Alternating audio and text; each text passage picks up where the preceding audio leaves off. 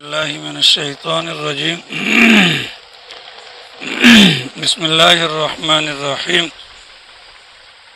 لا اکراہ فی الدین قد تبین الرشد من الغی فمن یکفر بالطاغوت ویؤمن باللہ فقد استمسک بالعروۃ الوثقی لا انفصام لها واللہ سمیع علیم اللہ ولی الذین آمنوا یخرجهم من الظلمات إلى النور والذین کفروا اولیاؤهم الطاغوت یخرجونهم من النور إلى الظلمات اولئک اصحاب النار هم فیہا خالدون۔ ربیع الاول کا مہینہ چل رہا ہے اور آج جمعۃ المبارک کے موقع پر بھی آپ حضرات کے سامنے کچھ باتیں بیان ہوئی تھیں کہ ربیع الاول کے مہینے میں عام طور پر رسول اکرم صلی اللہ تعالیٰ علیہ وسلم کی سیرت کے عنوان پر بیانات ہوتے ہیں، اور سیرت کے بیانات کے ضمن کے اندر اللہ کے نبی علیہ السلام کی زندگی کے مختلف پہلوؤں کو ذکر کیا جاتا ہے۔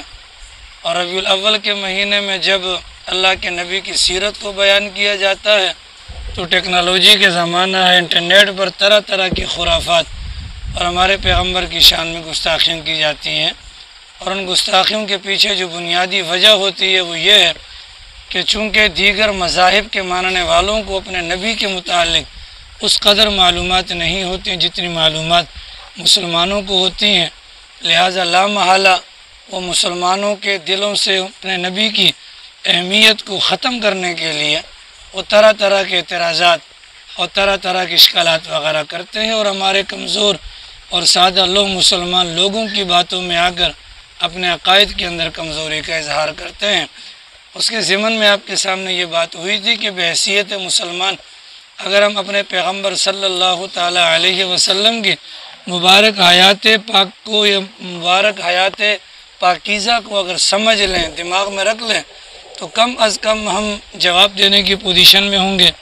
اس سیرت کو سمجھنے کی برکت سے کل کو اگر ہم پر کوئی اعتراض کرتا ہے، کوئی سوال کرتا ہے، تو ہمارے لیے جواب دینا آسان ہو جائے گا۔ چنانچہ اسی بات کو چلاتے ہوئے آپ حضرات کے سامنے رسول اکرم صلی اللہ علیہ وسلم کی مبارک زندگی کا ایک خاکہ بیان کیا گیا تھا کہ پیدائش سے لے کر جب ہمارے پیغمبر کی عمر مبارک ہوتی ہے 51 سال، اس کے درمیان کے جو حالات تھے کچھ نہ کچھ خاکہ آپ حضرات کے سامنے بیان ہوا۔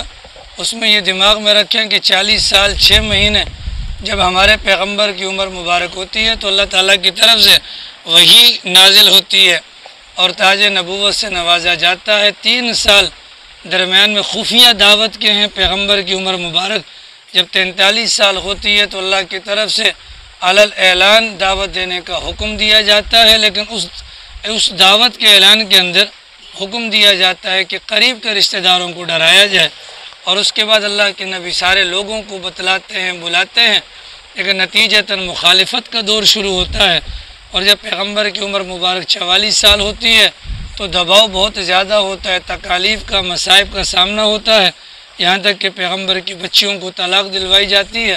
45 سال جب پیغمبر کی عمر ہوتی ہے اس موقع پر اللہ کے نبی علیہ السلام مسلمان صحابہ کرام پر آئی ہوئی آزمائشوں کی بنیاد پر انہیں حبشہ کی طرف ہجرت کرنے کی اجازت دیتے ہیں۔ پہلی ہجرت ہوتی ہے، پھر دوسری ہجرت ہوتی ہے، اور اس کے بعد جب پیغمبر کی عمر مبارک 46 سال ہوتی ہے تو حضرت حمزہ اسلام قبول کر لیتے ہیں اور حضرت عمر بھی اسلام قبول کر لیتے ہیں۔ ان دونوں کے قبول اسلام کی بنیاد پر اسلام کو قوت اور تقویت پہنچتی ہے۔ جب پیغمبر کی عمر مبارک 47 سال ہوتی ہے تو ایک اور منصوبہ گھڑا جاتا ہے کہ بنو ہاشم کے ساتھ معاشرتی اعتبار سے سوشل بائیکاٹ کیا جائے، نہ کچھ لیا جائے نہ دیا جائے، اور ان کو مجبور کیا جائے کہ محمد کو ہمارے حوالے کر دو یا ان کی حمایت سے ہٹ جاؤ۔ چنانچہ ایک معاہدہ تیار کیا جاتا ہے اور اس معاہدے کی بنیاد پر بائیکاٹ کا عمل شروع ہوتا ہے۔ ابو طالب اس موقع پر اپنے خاندان کو لے کر مکہ مکرمہ سے باہر نکل جاتے ہیں 2 گھاٹیوں کے درمیان، جس کو بعد میں شیب ابی طالب کے نام سے جانا جاتا ہے۔ 3 سال وہاں پر قسم پرسی کی حالت میں خود سرکار دو عالم صلی اللہ علیہ وسلم اور مسلمانوں نے آزمائشوں کے ساتھ وقت گزارا۔ 3 سال کے بعد جب وہاں سے واپسی کا معاملہ ہوتا ہے تو تو پہلے حضرت خدیجہ کا انتقال ہوتا ہے، پہلے حضرت ابو طالب کا انتقال ہوتا ہے، اور اس کے چند دنوں کے بعد حضرت بی بی خدیجۃ الکبریٰ کا بھی انتقال ہوتا ہے۔ تو یکے بعد دیگرے دو سہارے اور بڑے غم سرکار کو لاحق ہوئے، سرکار بہت زیادہ پریشان ہوئے۔ اس سال کا نام عام الحزن رکھا گیا، غموں کا سال۔ چنانچہ ان دونوں سہاروں کے چھن جانے پر مکہ مکرمہ کے اوباش اور کم تر قسم کے جو لوگ تھے انہوں نے پیغمبر پر ہاتھ اٹھانا شروع کیا اور پیغمبر کی داڑھی کے اندر مٹی ڈالا کرتے تھے۔ چنانچہ اس موقع پر پیغمبر علیہ السلام نے مکہ مکرمہ کو چھوڑ کر طائف کا سفر کیا، اور طائف کے اندر جو 3 بھائی تھے، 3 سردار تھے، اس امید پر کہ چلے مکہ والوں نے جواب نہیں دیا، ممکن ہے کہ وہاں کے لوگ جواب دیں، ان کے پاس گئے تو وہ مکہ والوں سے بھی زیادہ سخت جان ثابت ہوئے، اور انہوں نے اوباش لڑکوں کو پیغمبر کے پیچھے لگا دیا، جنہوں نے پیغمبر پر الفاظ کسے، پیغمبر کو بھگایا، پتھراؤ کیا، جس کے نتیجے میں یہ 13 سالہ زندگی میں پہلا موقع تھا کہ جس میں پیغمبر کا بدن لہو لعان ہوا، اور بدن مبارک سے لہو نکل کر پیغمبر کے پاؤں مبارک کے اندر، جوتوں مبارک کے اندر جم گیا۔ وہاں سے واپسی پر حضرت عداس نامی یہ غلام تھا، صرف اس نے اسلام قبول کیا، باقی کسی نے اسلام قبول نہیں کیا۔ اس سفر کے اندر زید ابن حارثہ پیغمبر کے ساتھ تھے، اور وہیں پر 2 رکعت جب نماز پڑھی ہے تو نماز کے اندر پیغمبر کی تلاوت کو سننے کے لیے جنات کی ایک جماعت آئی، جس کو اللہ تعالیٰ نے 26ویں سپارے کے اندر ذکر کیا، اور وہ آئی اور انہوں نے آ کر اس کے بعد وہاں پر ایمان قبول کیا۔ پیغمبر کو جنات کی آمد کی اطلاع اس درخت نے دی تھی جس درخت کے سائے کے اندر کھڑے ہو کر پیغمبر نے نماز پڑھی تھی۔ پیغمبر کی عمر مبارک تھی 51 سال۔ یہاں سے واپس سرکار جاتے ہیں تو مکہ مکرمہ میں اس زمانے کے دستور کے مطابق داخلے کے لیے کسی نہ کسی کی پناہ لینا ضروری ہوتی تھی، اور مکہ مکرمہ کے اندر جو بدبخت لوگ تھے سردار، ان میں سے کوئی بھی پیغمبر کو اپنی امان کے اندر مکہ مکرمہ میں داخل کروانے کو تیار نہیں تھا۔ تو اس موقع پر عدی ابن خیار اگرچہ کافر تھے، لیکن بہرحال انہوں نے پیغمبر کو اپنا امان دی، اور اپنے امان کے اندر پیغمبر کو مکہ مکرمہ کے اندر واپس بلایا گیا۔ پھر یہاں سے اللہ کے نبی علیہ السلام کا وہ معراج کا سفر شروع ہوتا ہے کہ جس کے اندر ختم نبوت کی بھی ایک دلیل بنتی ہے کہ اللہ تعالیٰ نے حضرت جبرائیل امین کے ذریعے سے مکہ مکرمہ سے اٹھا کر بیت المقدس، اور بیت المقدس سے اٹھا کر پھر عرش معلیٰ تک، کیونکہ عرش پہ جا کے ساری کائنات ختم ہو جاتی ہے، تو پیغمبر کو عرش کا سفر کروایا گیا، اور نتیجتاً پیغمبر ہی کو وہاں تک پہنچایا گیا، آپ کے علاوہ کسی اور نبی کو وہ مقام عطا نہ ہوا۔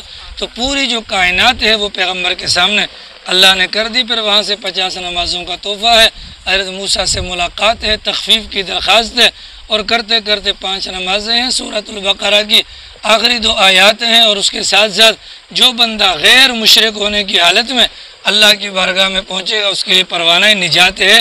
یہ باتیں جمعے کے اندر آپ حضرات کے سامنے بیان ہو چکی تھیں۔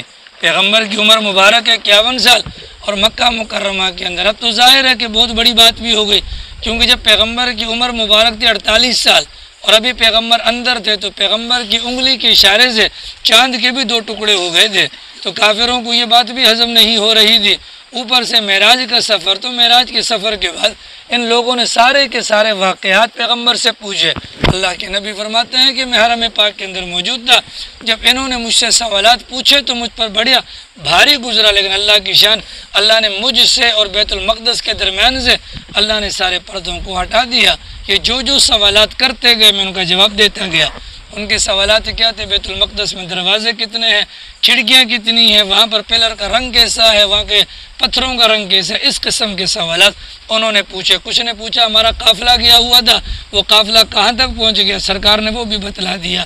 پیغمبر نے یہ بھی بتلایا کہ ان میں سے ایک تھا جن کا اونٹ گم گیا تھا، ایک تھا کہ پانی کے مٹکا ان کا الٹ گیا تھا، وغیرہ وغیرہ ساری باتیں بتلا دی گئی، لیکن اس کے باوجود وہ ایمان نہ لائے۔ بہرحال پیغمبر علیہ السلام نے مکہ مکرمہ کے اندر رہتے ہوئے اللہ کے نبی نے دعوت کا کام جاری رکھا۔ جو حالات تھے، جو مصائب آنے تھے وہ تو آتے رہے، لیکن بہرحال دعوت کا کام جاری رہا۔ جاہلیت کے زمانے کے اندر بھی مکہ مکرمہ میں لوگ طواف کے لیے، حج وغیرہ کے لیے آیا کرتے تھے۔ چنانچہ مکہ مکرمہ کے اندر اور مینا کے میدان کے اندر اور عکازہ کی منڈی کے اندر حج کے سیزن کے اندر لوگ آتے تھے تو نبی پاک صلی اللہ تعالیٰ علیہ وسلم مینا کی وادی میں تشریف لے جاتے، جہاں پر جھمگھٹا دیکھتے تو لوگوں کو دعوت دیتے، لیکن مختلف قبائل کے لوگوں کی طرف سے انکار کی صورت ہی پیدا ہوتی۔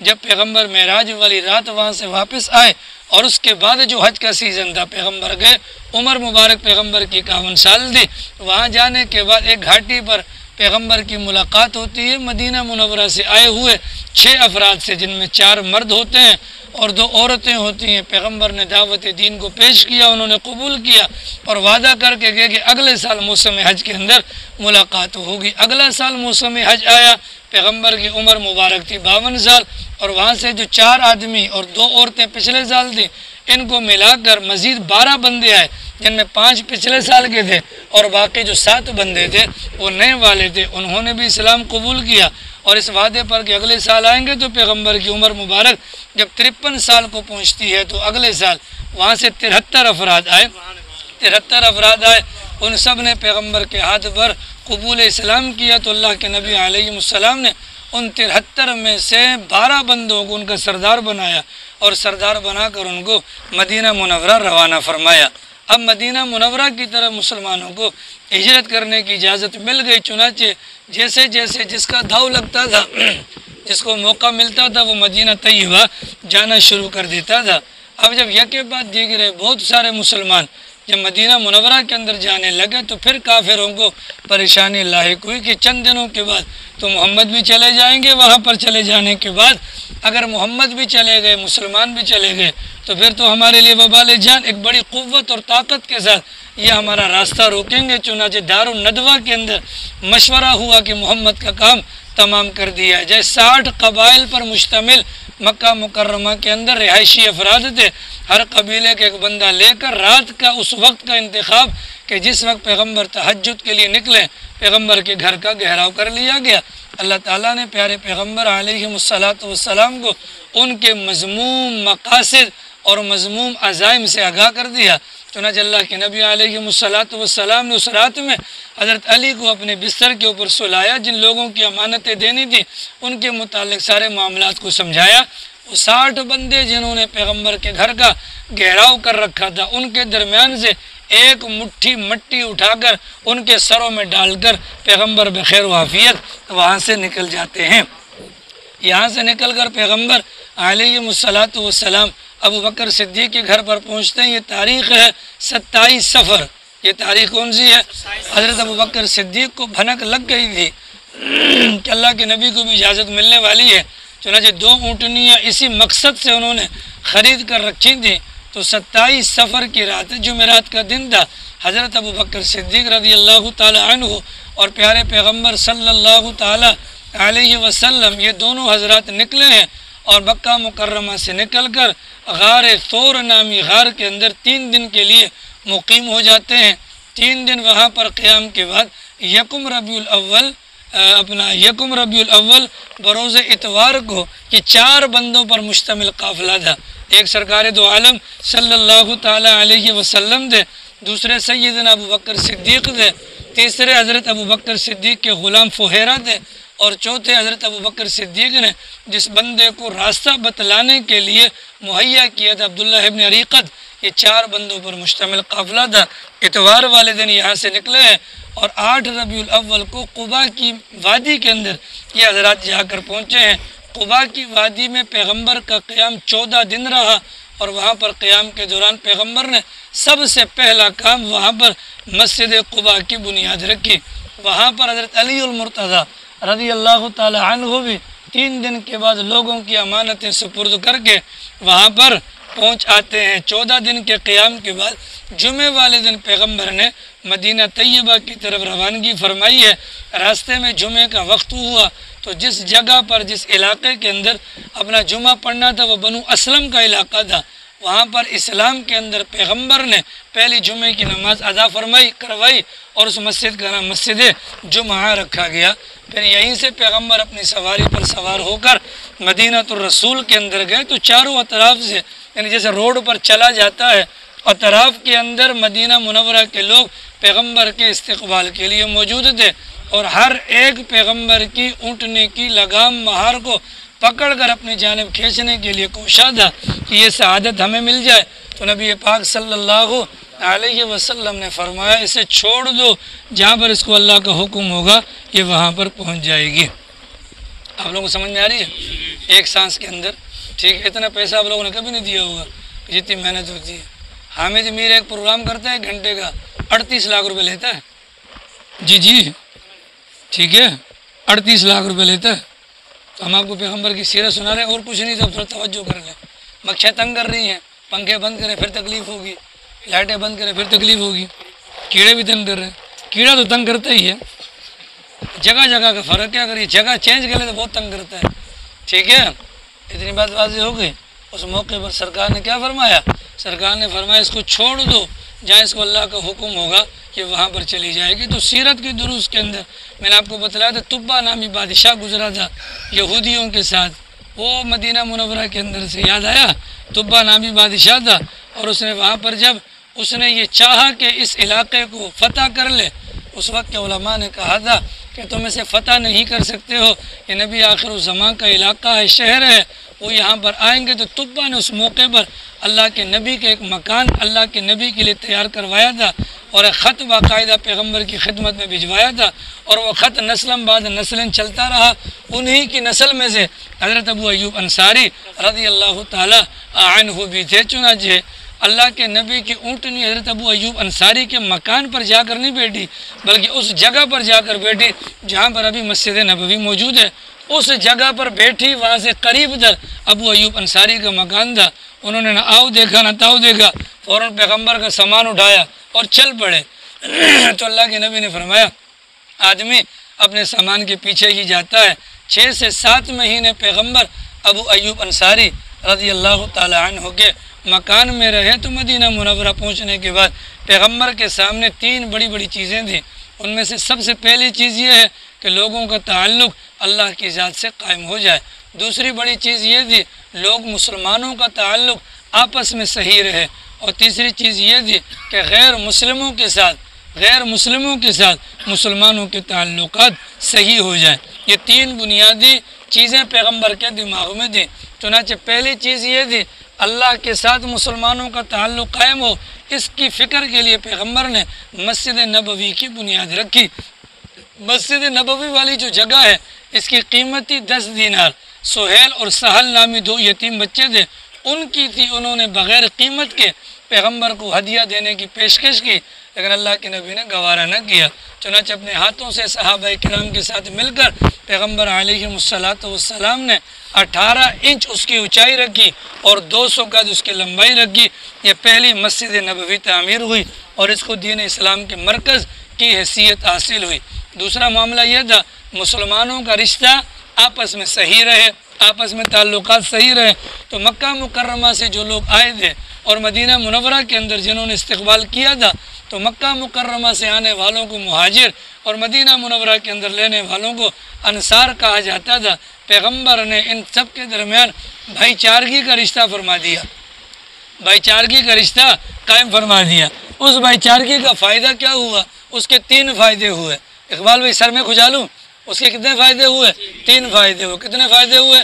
3 فائدے ہوئے۔ پہلا فائدہ وہ علمی فائدہ، وہ مہاجر صحابہ کرام جنہوں نے 13 سال پیغمبر کی صحبت کا فائدہ اٹھایا تھا، اللہ تعالیٰ نے پیغمبر کے ذریعے سے اس بھائی چارگی کے رشتے کے نتیجے میں جب بھائی بھائی بن گئے، انصار کو پیغمبر کی اتنی صحبت نہ ملی جتنی وہاں پر مل چکی تھی، ایسا بھائی چارگی کے رشتے کی بنیاد پر 13 سال میں مہاجر صحابہ نے پیغمبر سے جو کچھ سیکھا تھا وہ انصاری صحابہ کرام کو عطا کر دیا گیا۔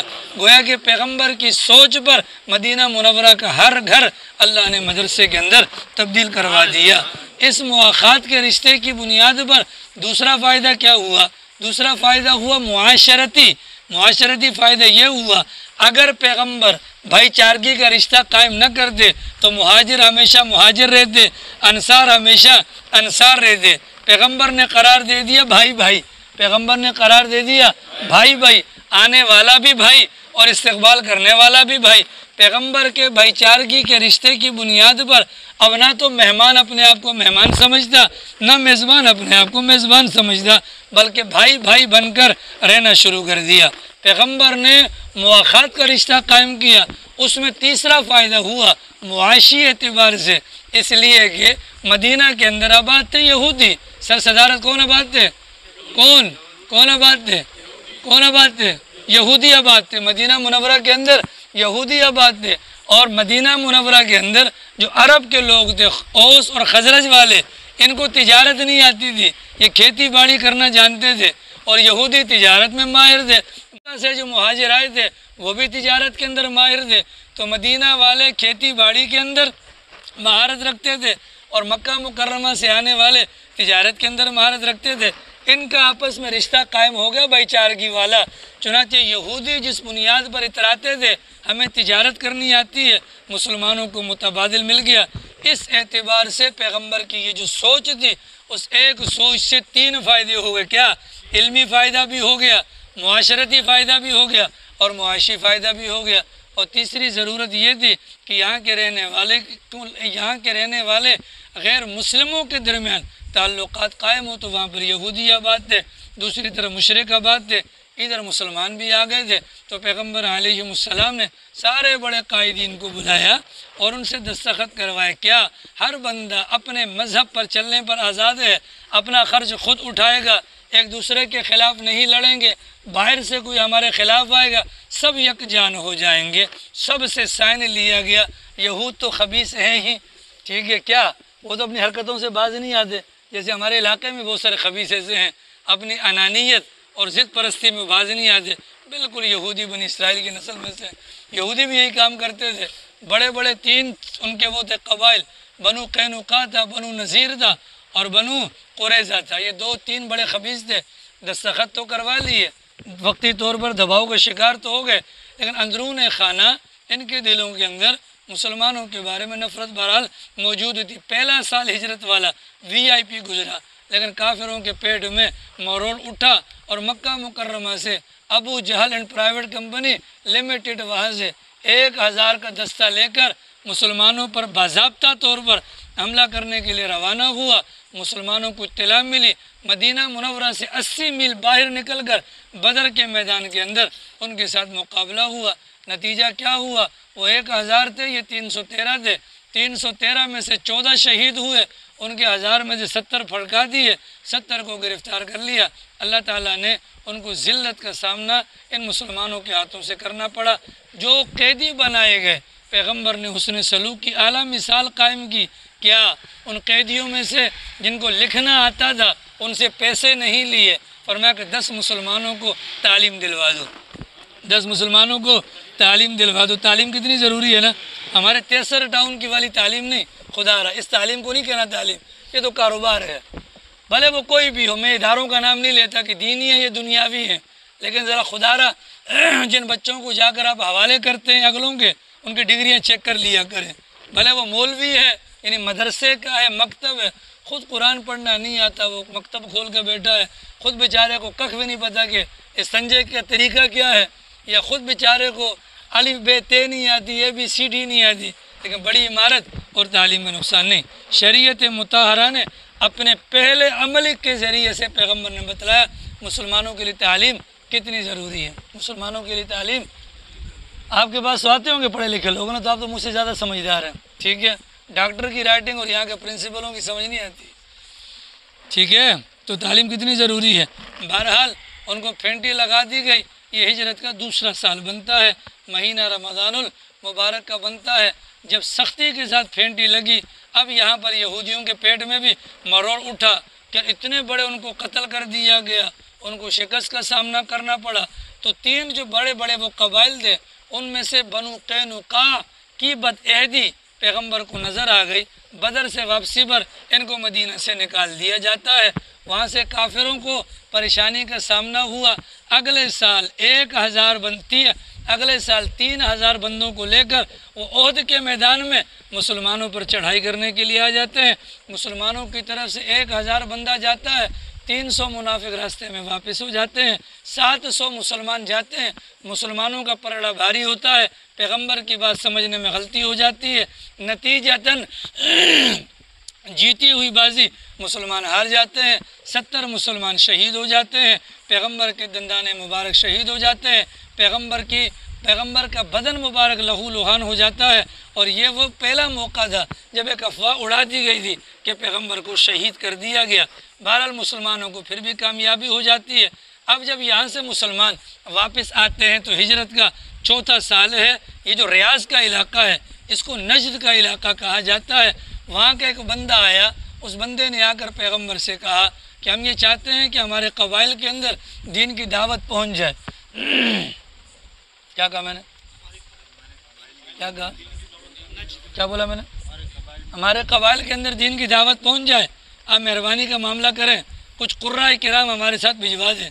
تو پیغمبر نے مسجد نبوی کے ساتھ صفہ نامی جو چبوترا بنایا تھا اس میں قرآن پڑھنے والے تھے، ان میں سے 70 بندوں کو ان کے ساتھ بھجوا دیا گیا۔ لیکن ظالموں نے بیر معونہ، ایک کنواں تھا، معونہ ایک جگہ کا نام ہے، بیر کنویں کو کہتے ہیں، وہاں پر انہوں نے 70 صحابہ کرام کو شہید کر دیے۔ ہجرت کے 4تھے سال کے اندر نبی پاک صلی اللہ علیہ وسلم نے 1 مہینہ ان کی بستی کے لیے بد دعا فرمائی، اللہ تعالیٰ نے پوری کی پوری بستی کو طاعون کی وبا کے اندر ہلاک فرما دیا۔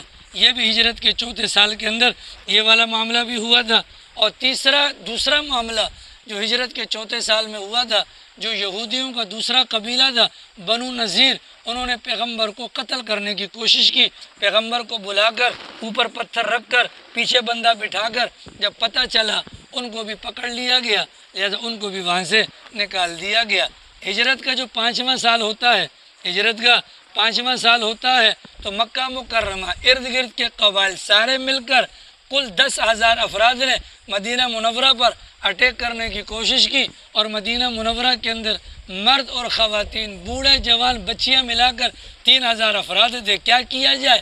صحابہ کرام کے درمیان مشورہ ہوتا ہے۔ حضرت سلمان فارسی رضی اللہ تعالی عنہ کی رائے پر صلع نامی پہاڑ کے آگے خندق کھودنے کا ارادہ ہوا، چنانچہ وہ خندقیں کھودنے کا انتظام کیا گیا۔ وہ لوگ آئے مسلمانوں پر حملہ کرنے کے لیے، لیکن خندقوں کو پار نہ کر پائے۔ 20 دن تک مسلمانوں اور ان کے درمیان یہ کشمکش رہی۔ 20 دن کے بعد اللہ نے ایسی ہوا چلائی، ان کے خیموں کو بھی اڑا دیا اور ان کے اونٹوں کو اور ان کی بھری ہوئی دیگوں کو اللہ نے اڑوا دیا۔ اس موقع پر سرکار نے فرمایا اب یہ دوبارہ پلٹ کر نہیں آئیں گے۔ ہجرت کے 6 سال میں فجر کی نماز کے بعد سرکار نے کہا میں نے خواب دیکھا ہے، خواب کے اندر میں نے دیکھا اپنے ساتھیوں کے ساتھ عمرہ کرنے کے لیے جاتا ہوں۔ ابھی آگے تعبیر پیغمبر نے بتلائی نہیں تھی، لیکن جو سچے عاشق تھے فوراً تیار ہو کر آ گئے۔ 1400 صحابہ کرام احرام باندھ کر پیغمبر کے ساتھ حدیبیہ کے مقام پر پہنچ گئے، پر کافروں نے انا کا مسئلہ بنا دیا، ہم کسی صورت نہیں آنے دیں گے۔ حدیبیہ کے مقام پر مسلمانوں اور کافروں کے درمیان ایک معاہدہ طے پایا جس کو صلح حدیبیہ، اور قرآن اس کو فتح مبین کا نام دیتا ہے۔ ان کے اندر شرائط طے ہوئیں، ان شرائط میں سے ایک شرط یہ تھی اس سال مسلمان بغیر عمرہ کیے جائیں گے، اگلے سال آئیں گے بغیر نیام کے تلوار لائیں گے، 3 دن قیام کریں گے، معاہدہ 10 سال کا ہوگا۔ اگر مکہ سے کوئی مسلمان ہو کر مدینہ جائے گا مسلمان واپس کرنے کے پابند ہوں گے، اگر مدینہ سے کوئی مکہ مکرمہ آئے گا تو ہم ان کو واپس کرنے کے پابند نہیں ہوں گے۔ سخت شرائط جو 100% کافروں کے حق میں تھی اور مسلمانوں کے خلاف تھی، یہ معاہدہ طے پایا۔ ہجرت کے 6 سال میں پیغمبر نے سائن کیے، واپسی ہو گئی۔ یہاں سے 1400 بندے پیغمبر کے ساتھ واپس آ گئے۔ واپس آنے کے بعد یہودیوں کا جب یہاں سے واپس آ گئے، اب چونکہ 10 سال کے لیے ایک مہلت مل گئی، آپس میں جنگ نہیں کرنی۔ اب پیغمبر نے خطوط کے ذریعے سے دعوت دین کا سلسلہ شروع فرمایا۔ روم والوں کو، کسرا والوں کو اور مصر والوں کو، شاہ مقوقس کو، شاہ حبشہ کو، ان تمام جگہوں پر سرکار نے خطوط روانہ کیے۔ اور اس کے بعد ہجرت کے 7ویں سال میں مکہ مدینہ منورہ سے تقریباً لگ بھگ کوئی اللہ آپ کی بھلی وار کرے۔ خیبر کا علاقہ آتا ہے کچھ 96 کلومیٹر کی مسافت پر ہے۔ تو سن 7 ہجری میں پیغمبر جاتے ہیں عمرہ ادا کرنے کے لیے، یہاں سے واپس آ کر پھر خیبر کے اندر جاتے ہیں۔ خیبر کے اندر جانے کی وجہ کیا تھی؟ خیبر کے اندر جانے کی وجہ جن یہودیوں کو یہاں سے نکالا تھا، وہاں پر بیٹھ کر وہ خناسیت کا مظاہرہ کر رہے تھے، لہذا سن 7 ہجری میں ان کو وہاں سے نکال دیا جاتا ہے۔ ہجرت کا 8واں سال ہوتا ہے، پیغمبر کے ایک سفیر تھے، اس سفیر کو قتل کر دیا جاتا ہے۔ پیغمبر نے 3000 کا لشکر مرتب کیا، زید ابن حارثہ کو کمانڈر بنایا، کہا زید شہید ہو جائے تو عبداللہ ابن رواحہ امیر ہوں گے، وہ بھی شہید، اپنا زید کو کمانڈر بنایا، زید شہید ہو جائے عبداللہ ابن جعفر وہ شہید ہو جائے عبداللہ ابن رواحہ۔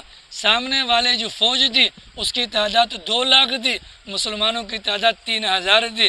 چنانچہ زید شہید ہو گئے، عبداللہ ابن جعفر شہید ہو گئے، عبداللہ ابن رواحہ شہید ہوئے۔ خالد ابن ولید کو رضی اللہ عنہ کو مسلمانوں نے اپنا بڑا بنایا اور بڑی کامیابی کے ساتھ 3000 کے مجمع نے کافروں کے دلوں پر روب اور دبدبہ جمایا۔ اس موقع پر پیغمبر نے حضرت خالد ابن الولید کو سیف من سیوف اللہ کا لقب عطا فرمایا۔ وہاں سے واپس آ جاتے ہیں، ہجرت کا 9واں سال ہے، حج فرض ہو جاتا ہے۔ ابو بکر صدیق رضی اللہ عنہ کو 300 صحابہ کرام کے ساتھ امیر الحج بنا کر روانہ کیا جاتا ہے، حضرت علی کو اپنا نمائندہ بنا کر روانہ کیا جاتا ہے، اور پھر 9 ہجری کے اندر یہ حج کی فرضیت کے معاملات ہوتے ہیں۔ اسی 9 ہجری کے اندر غزوہ تبوک کا معاملہ بھی ہوتا ہے، پیغمبر کو اطلاع ملتی ہے عیسائی قوتیں وغیرہ جتنی بھی ہیں وہ ساری کی نہیں۔ سن 8 ہجری کے اندر مکہ مکرمہ بھی فتح ہوتا ہے، سن 8 ہجری کے اندر مکہ مکرمہ فتح ہوتا ہے۔ مکہ مکرمہ کے فتح کے بعد 20 رمضان کو مکہ فتح ہوتا ہے، 19 دن مکہ مکرمہ میں پیغمبر کا قیام، یہاں سے نکل کر پیغمبر اپنا حنین کے مقام پر جاتے ہیں، غزوہ طائف ہوتا ہے، وہاں سے پیغمبر پھر یہاں پر تشریف لے کر آتے ہیں، اور ہجرت کے 9ویں سال کے اندر غالباً تبوک کا معاملہ ہوتا ہے جس میں 30,000 یا 70,000 کے مجمع کے ساتھ سرکار جاتے ہیں، لیکن وہاں پر بھی لڑائی کی نوبت نہیں آتی۔ اور پھر جب نبوت کا 10واں سال ہوتا ہے تو پیغمبر علیہ السلام اپنی زندگی کا پہلا اور آخری حج فرماتے ہیں۔ چنانچہ اس میں پیغمبر کی تمنا یہ تھی کہ جتنے بھی مسلمان ہیں سارے شریک ہو جائیں۔ 1,24,000 اور 1,44,000 دونوں قسم کی روایات موجود ہیں۔ بہرحال یہ سارے کے سارے حضرات گئے تو مکہ کے اندر، منی کے اندر، عرفات کے اندر، مزدلفہ کے اندر پیغمبر کے بیانات اور خطبے ہیں۔ اس حج سے فارغ ہونے کے بعد جب پیغمبر واپس جاتے ہیں، اب زیادہ تر جو پیغمبر کا وقت گزرتا ہے کہ ٹائم ہی کم تھا، 10 کو تو حج کیا ہے تو یہ 20 دن یہ بنتے ہیں، محرم کا پورا مہینہ اور سفر کے ابتدائی تقریباً 26 یا 27 یا 28 دن بنتے ہیں، وہ پیغمبر نے صحابہ کی تربیت پر اور اعمال کے اندر یکسوئی میں گزارے ہیں۔ 29 سفر کو پیغمبر کی طبیعت خراب ہوتی ہے اور اس کے بعد بیماری کے باقی ماندہ ایام میں سے بعض اوقات پیغمبر نماز نہیں پڑھا سکے۔ ابو بکر صدیق نے پیغمبر کی حیات کے اندر 18 نمازیں پڑھائی ہیں، آخری نماز با جماعت مغرب کی ہفتے والے دن پیغمبر نے پڑھائی ہے، اور پیر والے دن جس پیر کو پیغمبر کی ولادت کا معاملہ ہوا تھا، جس پیر کو پیغمبر مدینہ منورہ میں کے اندر تشریف فرما ہوئے تھے، اسی پیر والے دن پیغمبر کی وفات کا معاملہ بھی ہو جاتا ہے۔ پیر والا دن ہے اور تقریباً یہ کچھ چاشت کا وقت تھا، منگل والے دن پیغمبر کی تکفین تجہیز وغیرہ کا معاملہ ہوتا ہے، اور پھر اس کے بعد اگلے دن رات کے وقت میں پیغمبر کے جسد خاکی کو زمین کے سپرد کیا جاتا ہے۔ تو یہ ہمارے پیغمبر کی زندگی کی 63 سالہ جو وہ ہے نا حیات، اس کے خاکہ ہے۔ بحیثیت مسلمان ہم سب کو یاد رکھنا چاہیے تاکہ اگر کل کو کوئی کہے تو ہمارے لیے پشیمانی کا سامنا نہ ہو۔ یہ جو آیت آپ کے سامنے تلاوت ہوئی اس میں یہی کہا گیا، لا اکراہ فی الدین، دین کے اندر کوئی سختی نہیں ہے۔ مطلب کیا ہے دین کے اندر سختی نہیں ہے؟ محلے کے اندر 200 عورتیں گھوم رہی ہیں، محلے کے اندر آپ کسی عورت کو نہیں کہہ سکتے کہ تو پردہ کر، تو سبزی والے سے گپے نہ لگا، تو دودھ والے کے ساتھ لائن سیٹ مت کر، تو اسی روڈ والے کی دکان میں نہ جایا کر۔ لیکن اگر اس سے نکاح ہو جائے، اب آپ ساری پابندیاں لگا سکتے ہیں نا، تو ابتداءً کسی کافر کو پکڑ کر گردن دبوچ کر دین میں داخل نہیں کر سکتے، لیکن اگر آ گیا اب اس کے بعد سختیاں ہیں، اب اس کو بتلانا پڑے گا۔ لا اکراہ فی الدین، دین کے اندر آ گئے تو جس نبی کا کلمہ پڑھا ہے اس نبی کی سیرت کو اپنانے کا حکم دیا، اس نبی کی سیرت کو اپنانے کے لیے سیرت کو سمجھنا پڑے گا۔ اتنی بات واضح جی۔ اب بتائیں جی ہمارے نبی کی نانی کا نام کیا تھا؟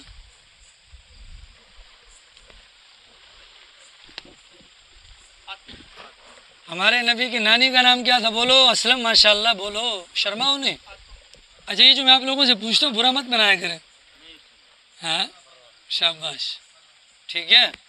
یہ جو پوچھتا ہوں اس میں تحقیر کسی کی نہیں ہوتی ہے، ایسا سمجھانا مقصود ہوتا ہے۔ لوگ شکایتیں کرتے ہیں یار، ہمیں کھڑا کرتے ہیں۔ مفتی تقی عثمانی کو جانتے ہو؟ بولو، جا کے کان میں پوچھنا حضرت صاحب نے کتنی پھینٹیاں کھائی ہوں گی۔ وہ تقی اگر آج بنے تقی عثمانی نا، تو اسی طریقے سے ان کو بھی کھڑا کر کر کے اگر آپ لوگوں کو یہ تحقیر ہوتی ہے تو ٹھیک ہے، ہم بھی آ کر رٹا رٹا بیان سنا دیں گے، لیکن اللہ ہی حافظ ہے۔ برا نہ منایا کریں، کسی سے پوچھ لیا جائے، اس میں کوئی توہین والی بات نہیں ہے۔ توہین یہ ہے کہ قبر میں جائیں اور وہاں پر ہمیں کچھ نہ ہے، یہ توہین ہے، یہ ضلالت ہے۔ اس شرمندگی سے بچنے کے لیے، جواب دینے کے لیے تیار رہا کریں۔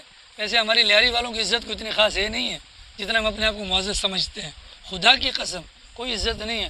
آپ کے گورنر ہاؤس کے اندر آپ کے علاقے کو نو گو ایریا قرار دیا گیا ہے، ٹھیک ہے، کس بات کی عزت ہے؟